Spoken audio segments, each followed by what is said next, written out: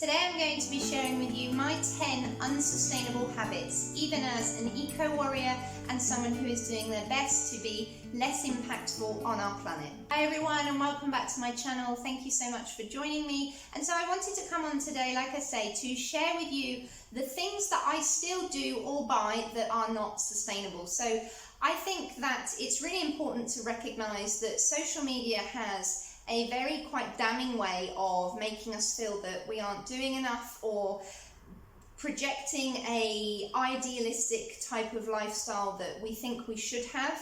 And actually in my videos I've mentioned a lot in the past about imperfections, and I always want my content to be very authentic and a real representation of my life and my journey. So whilst I've made lots of videos about sustainable swaps and plastic-free living, I also wanted to come on today and do a video about the things that I do still do that aren't the most sustainable things that I could do, and just talk you through them. So let's just get straight into the video. Okay, so I'm going to be referring to my laptop in this video because I'm not able to write at the moment. I am left-handed and it's my left hand that's broken, so I'm going to be referring to my computer. I hope that's okay, and I just want to make sure that I don't miss anything out. So the first one that I'm going to start with is takeaways. So this is something that I am not particularly proud of, but at the moment, with regards to healing and doing things one-handed, it is something that I'm leaning on more.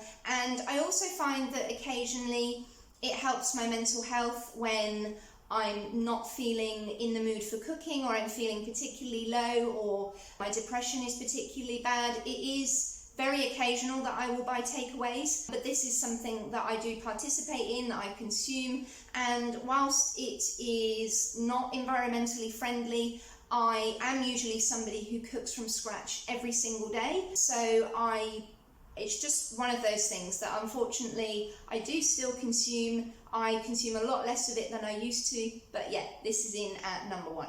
Okay, so number two is quite a big one, and I've never mentioned this on my channel before because it's not ever really been relevant, but that is my car. So I own a Audi TT. This is a very uneconomical, unenvironmentally friendly car. So I'm just going to cut straight to the point. This is a car that I waited to buy for over 8 years. I am a huge car fan. I love sports cars, I love fast cars, I love luxury cars, and as someone who I've mentioned in the past grew up with very little, I've never had any luxuries in my life actually, and to finally get to the point and wait that long to be able to buy myself my dream car, bearing in mind she is 20 years old, so to some people that might not seem like a luxury, but it is a classic. And to be the owner of an Audi, you know, at 32, that might seem quite late in life to some people, but to me that was a huge achievement. So whilst the road tax is extortionate, it's petrol, it's a performance car, so the miles to gallon is dreadful. It is my baby. I did wait a very long time, and I worked very hard in previous jobs, 6 days a week, doing overtime, and I waited and waited and waited till I found the perfect one. But yes, I am in no position to afford an electric car or a new electric car. So yes, my Audi TT is my pride and joy, and I don't think she's going to be going anywhere.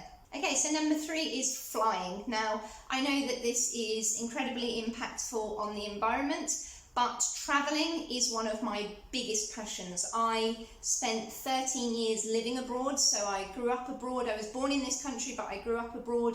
And then when I left home from France, I then went on to live in other countries by myself, and I traveled and worked and studied by myself in other countries. And then since coming back to this country, I've been back in the UK permanently now for, I think it's coming up to 9 years, which is quite scary. I have done some solo traveling. So the year before last, before the whole pandemic started, I had been to Southeast Asia several times by myself, and I did lots of countries within Southeast Asia on my own. and I am intending to go to Costa Rica at the end of the year, all being well, although it doesn't look very promising at the moment. And so, yeah, flying, whilst it is not environmentally friendly and it's not sustainable, I do live in the United Kingdom, so travelling to other places is quite difficult. It's not a very connected part of the world due to being an island. I can't see myself giving up travelling. I speak multiple languages, I am an absolute foodie, and I absolutely love to experience other cultures and other ways of living, and I like photography and just the beautiful wonders of the world that are out there. So along with my Audi TT, I can really not see myself giving travelling up anytime soon. Okay, so number 4 is that I do shop at Tesco's and Aldi. I've mentioned this in previous videos that Tesco's is not the most sustainable place to shop at all. A lot of their packaging comes in plastic. I don't think, from what I've researched, that they are particularly fair with their suppliers, but, and there is a but, and that is that I mainly buy reduced price food anyway. So I also shop at Aldi, which unfortunately seems to be even worse with regards to plastic packaging.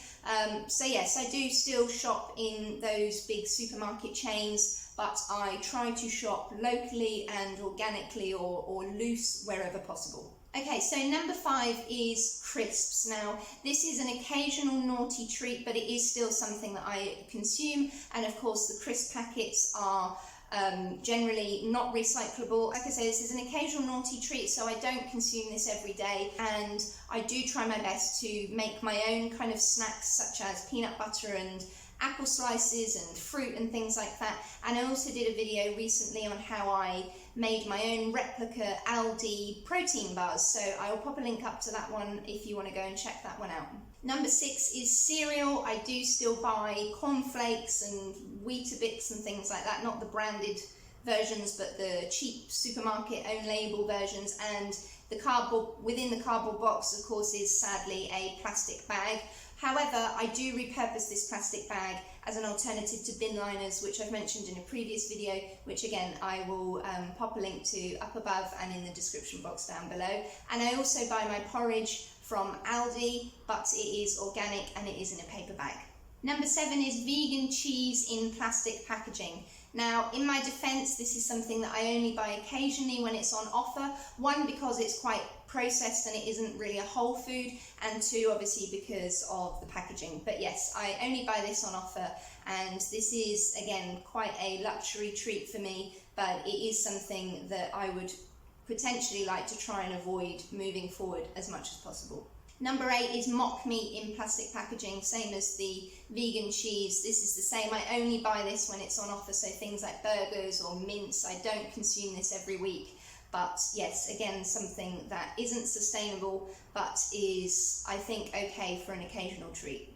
Number 9 is veg in plastic. Now, this is something that really bothers me, but it is unfortunately something that I still find myself consuming. It's actually quite difficult to find loose fruit and veg, particularly where I live. I don't know whether in different areas of the country it would be easier, but wherever I can, like I mentioned just back along, I do try to buy loose wherever possible, and the veg that I buy in plastic is 99% of the time reduced, so I actually think that that counterbalances it completely, because you're not contributing to the new demand for a full price plastic packaged items. Oh, and I do want to add that I am considering looking into Oddbox, I think it's called, and also Riverford, although actually the small little farm shop down the road, which I'm yet to make a video of, I do have it planned and ready to go, but my hands kind of got in the way. They actually supply Riverford, and they're literally just down the road from us, just a short walking distance, so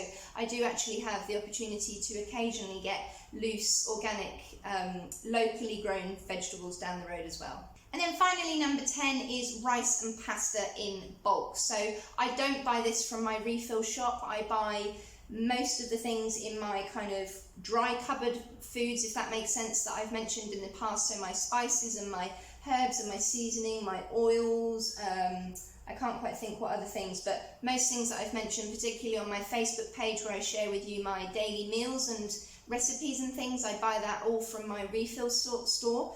but rice and pasta is really expensive in my local zero waste shop, so unfortunately I do still get that from Tesco's, but I buy it in the biggest possible quantities that I can.